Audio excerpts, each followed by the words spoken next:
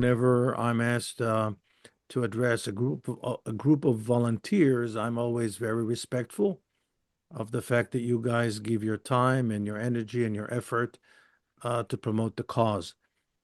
Thank you, Boaz, for everything that you do, and thank you, Liat, for taking care of all the logistics and helping me with setting this presentation. Now, I was asked not necessarily to speak about Israel today, but rather about the problem of anti-Semitism.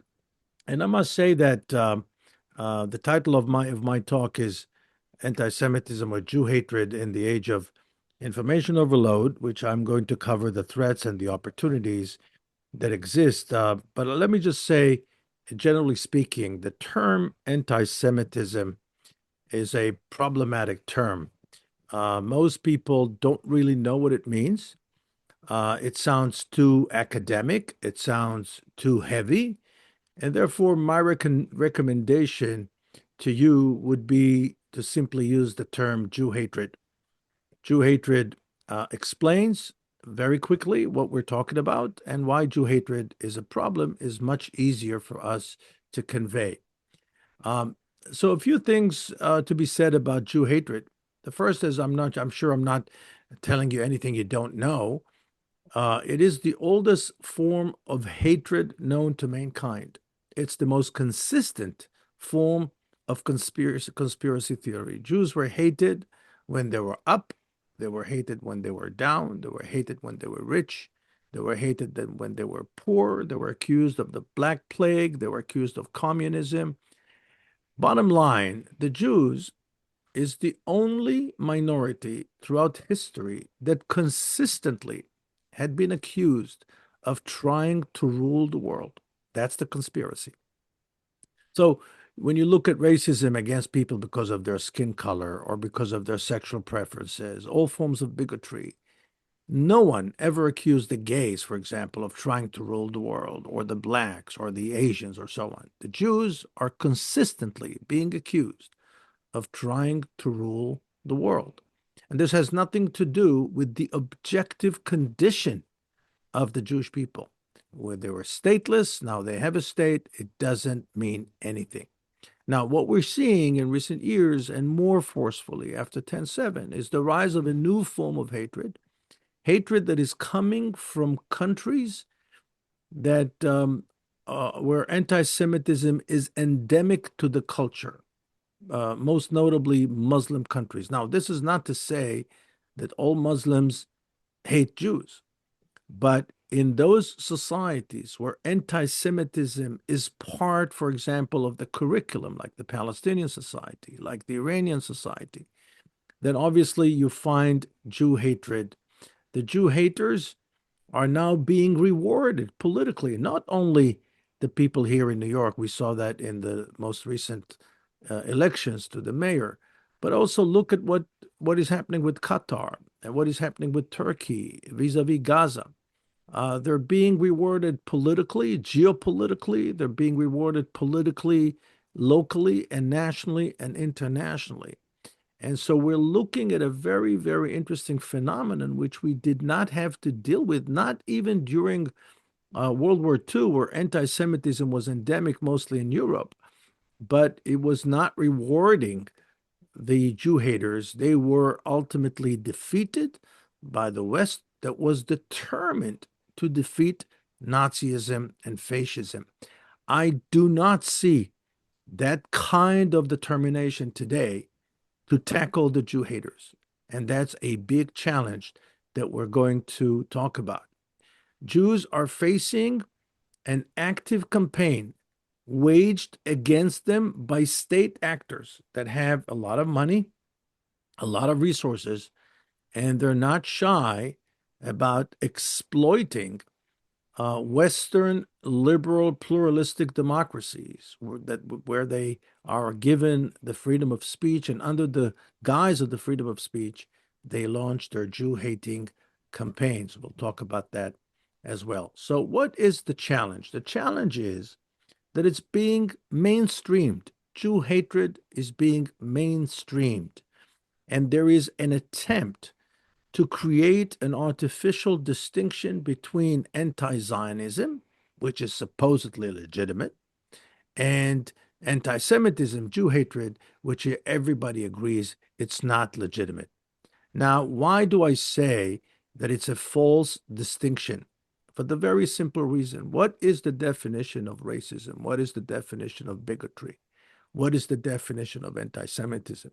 It's the discriminatory singling out of one group because of its identity. If I would tell you every person has a right to become a member of this club, but no black people can become members of this club, you will say, well, that's racism. If I told you that everybody can be a member of this club, but no gays, you'll tell me that's bigotry. And if everybody is allowed to join this club, but no Jews, you'll tell me it's anti-Semitism. That's clear. That's discrimination. It's even in the American Constitution. You cannot discriminate. Now, when it comes to national self-determination, if someone has a problem with the fact that Jews have their own country, but does not have a problem with the Muslims of Iran having their own Islamic Republic, does not have a problem with the North Koreans having their own North Korean country, or for that matter, the Germans. The Germans have two ethno-states. They have Germany and Austria. And think about how many ethno-states are Turkish, right? If all those countries have a right to exist, but the Jews do not have a right to exist, which is the meaning of anti-Zionism, then clearly it is a form of discrimination that is qualified as anti-Semitism and Jew hatred. Now, this is not to say that people do not have the right to be critical of the Israeli government. Most Israelis are critical of the Israeli government, always have been, by the way. Israelis are extreme. If you really want to encounter a bunch of people that are critical of Israelis, talk to the Israelis themselves. But there's a big difference between saying, I oppose the government's policies. I think the war in Gaza is wrong. I think that the war in Gaza should have been done differently. And the statement, I don't think the Jews deserve to have a state. Now, this becomes mainstream. This is the mayor of New York. This is Ta-Nehisi Coates, who's a very famous African-American writer, who is part of the curriculum of every high school in America, right? This is a wide range of academics that think that to say that the Jews do not have a right to have their own state, meaning do not have a right to be a masters of their own destiny, do not have a right for self-determination, that's a form of anti-Semitism, clearly. It's very important that we understand that. Let me give an example. Imagine if someone had said in 1945, enough is enough with those Germans. Twice in the 20th century, the Germans were responsible for the two biggest calamities in the history of humankind. I want you to consider the numbers. In World War II, in 1945, when they were counting the dead, 60 million people died, 22 million refugees, 1/3 of the Jewish people were exterminated in an industrial fashion that even the most twisted mind could not have envisioned. And all of this when global population was 2.5 billion. Today, global population is close to 8 billion. You do the math. What would be the toll of World War II in today's terms? I'll tell you, 200 million people dead in Europe and in the Pacific. 80 million refugees. This is the toll that humanity paid for the recklessness of the Germans. So if someone said in 1945, you know what, enough with those Germans. They do not deserve to have their own country. Let's have the Germans dispersed throughout Europe. Let's have them integrate into other societies, into other cultures. Let's eliminate the right of the Germans to have their own ethno-state, ethno-country. Not only that no one seriously entertained this, They have two countries, the Germans, Austria and Germany. And so if someone says seriously, whether it's Mamdani or Ta-Nehisi Coates, I don't care who they are, but if someone says seriously, I don't have a problem with the state of Israel. I have a problem with it as a Jewish state. And believe it or not, I heard many Jews that fell into this trap. There is no such thing that the Jews do not have a right to have their own state. That is not a form of racism. It's very clear, very, very simple. And it's important that you guys out there in the forefront, that you know this distinction. And this is really the big battle. This is the big battle. The smoke screen that the anti-Semites are trying to create by presenting the false distinction between anti-Zionism and anti-Semitism. There is no such thing. If you think the Jews do not deserve to have their own country, if they do not deserve to control their own destiny, you are a racist. You are an anti-Semite, plain and simple, and I don't care what your name is, and I don't care how many people voted for you. Now, all of this happening because we're up against something that is much bigger than the policies of the State of Israel that are under severe criticism, and I can understand why. This is much bigger than all the efforts that we are making, all the threats that we are facing. We are dealing with a unique moment in history, in the history of human evolution, if you may, which is called the information revolution. The information revolution created a very unique situation where the human brain that was never designed to handle so many digital stimulations simultaneously is really freaking out. The human brain is going crazy. People are buying into this binary view of reality that is shaped by a merciless algorithm. The result is that simplicity overrides complexity. There are no more complex conversations to be held. Every conversation is nuance-less conversation. Right? What we see is a large-scale virtue signaling, right? When Mamdani says the Palestinians will be, and I heard him in my own ears, he said it. He said, the Palestinians will write the next chapter of New York. That's a classic example of virtue signaling. Think about it. The Palestinians will write the next chapter of New York. How many Palestinians live in New York? Practically zero. There are two pockets of Palestinians in North America, in Dearborn, Michigan, and in Paterson, New Jersey, certainly not in New York. And they will write the next chapter of the greatest city in the world, not the Jews, not the Italians, not the Ukrainians, not the Chinese, not the Koreans, not the Indians, the Palestinians. They will be the ones writing the next chapter. Are you serious? Are you seriously saying this? Of course. Either he doesn't know what he's talking about, or we're looking at large-scale virtue signaling.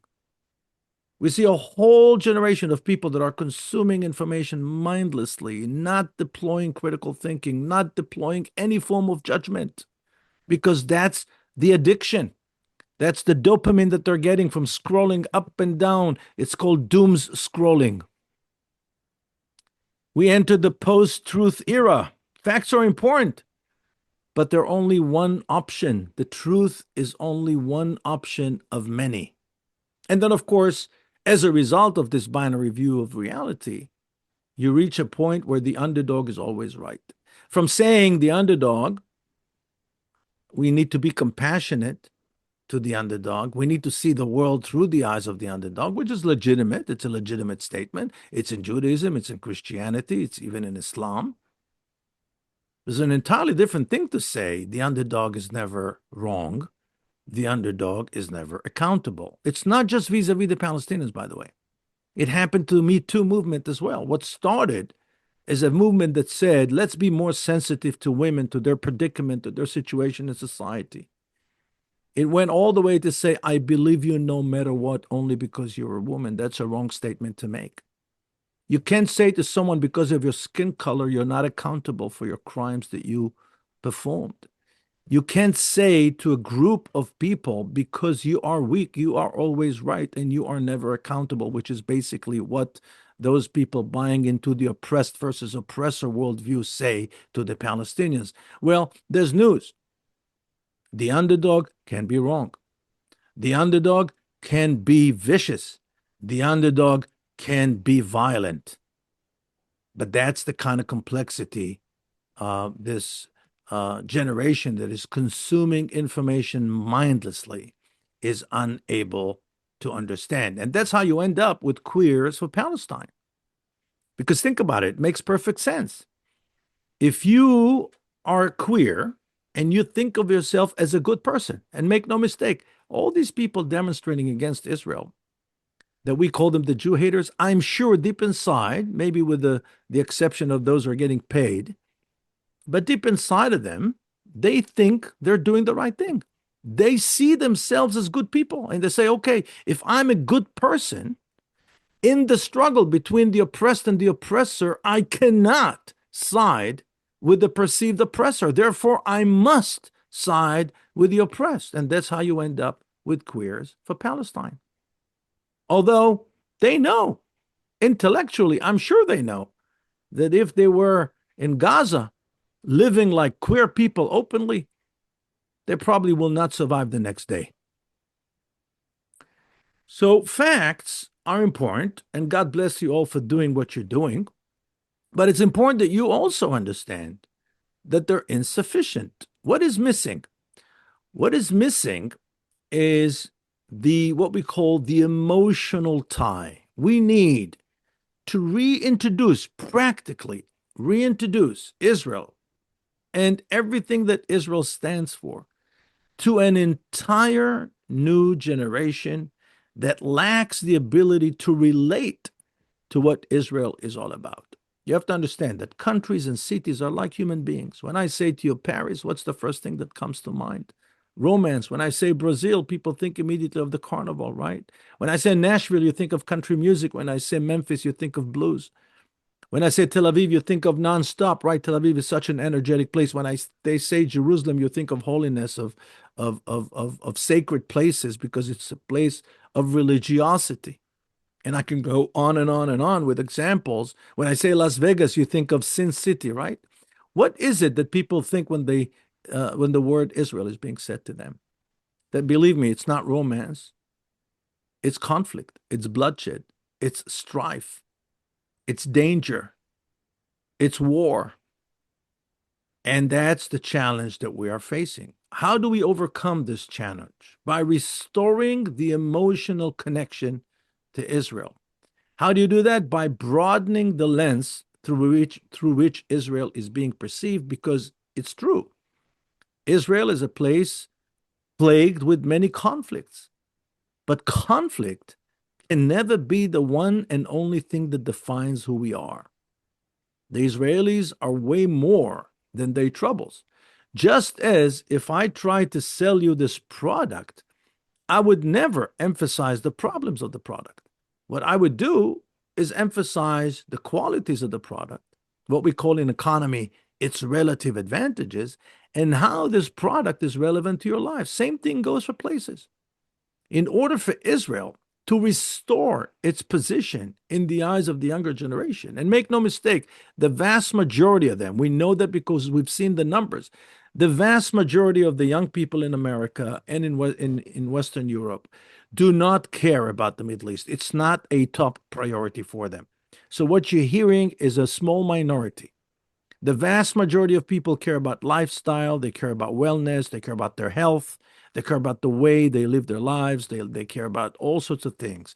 They do care about the Middle East. If they're being forced to take a position, they'll probably take a position against Israel. So highlighting Israel's creative spirit is the key.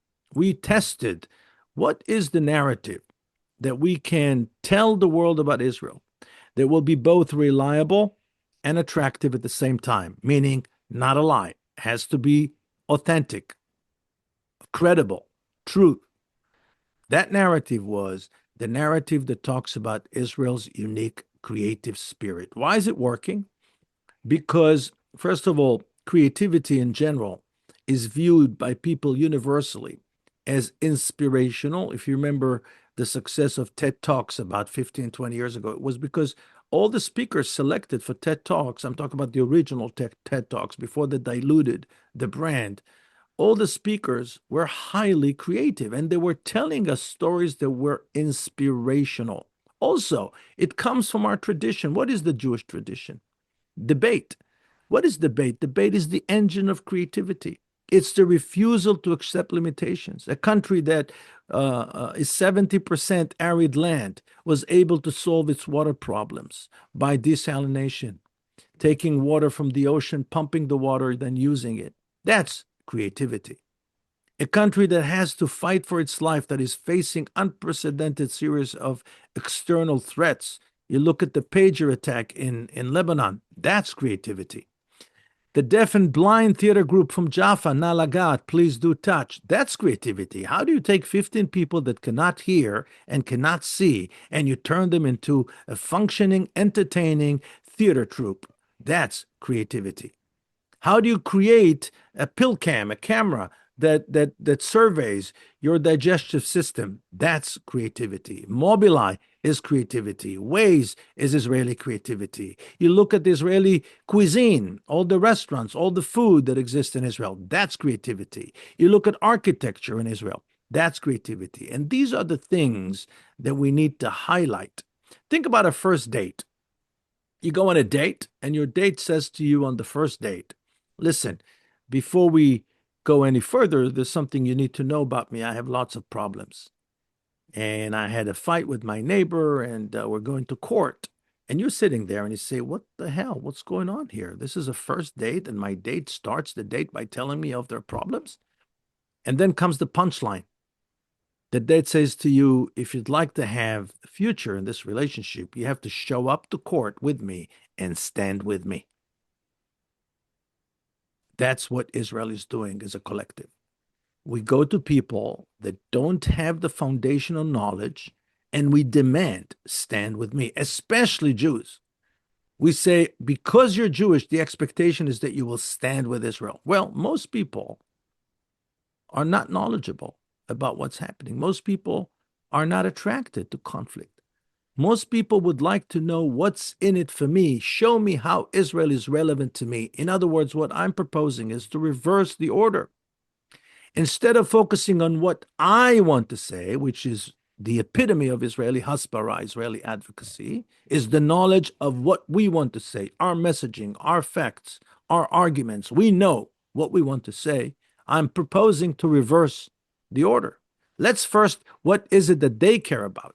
Not what we care about, what they care about. And then let's go back and check Israel's inventory and see if Israel has something relevant to offer to them. It can be in the form of facts. It can be in the form of campaigns. It can be in the form of propositions. Let me give you the best example. People that run marathons, it's like a cult, right? They run marathons. They travel all over the world and they run marathons. We have 3 marathons in Israel and we have 1 Ironman in Eilat. We have Tiberias, Jerusalem, Tel Aviv, 3 marathons. Do you know how easy it is to find the people that run marathons on social media? They're on Instagram, they have their own Facebook groups, they're on Twitter. You find them wherever you go. How easy it is to launch a campaign that is giving them an incentive to come and run the marathon in Israel, one of those 3 marathons. Believe it or not, and we tried it before with wine and other things, it's working. Because when someone is passionate about long distance running, they put geopolitics aside. And the few that will not put geopolitics aside, we can live without them. So what are the solutions? Obviously, we need to engage in a large scale, massive effort to bring influencers from all walks of life to Israel. Make sure that they get to know the Israelis, because once you connect with Israelis, I don't have to convince you that there is no genocide in Gaza, because you know Israelis, and you know the Israelis that you know are not capable of committing genocide in Gaza. And the genocide, by the way, accusation is started by the Soviets already. It's not new. This is a page from the Soviet textbook. We need a cyber influence campaign. I urge the Israeli government to establish a national cyber force. I'm talking about 5,000 people that will be engaged in cyber campaigns in the realm of public diplomacy, which is what you guys are doing. Obviously, we have to encourage legislation to block such initiatives like the initiative that Mayor Mamdani took here in New York, changing or canceling the definition of anti-Semitism and reversing the anti-BDS laws. We need to invest in academic content, which is something that the State of Israel never did. Jewish philanthropists did that, but the State of Israel officially never endowed chairs in the United States in leading universities like the Saudis did over the years or the Qataris did over the years. And then, of course, we must never forget elementary school, middle school, and high school curriculum, where we have to engage them by presenting our own curriculum that is telling the story the way it should be told. So that's my short presentation for you. I'll be more than happy to take some of your questions, please.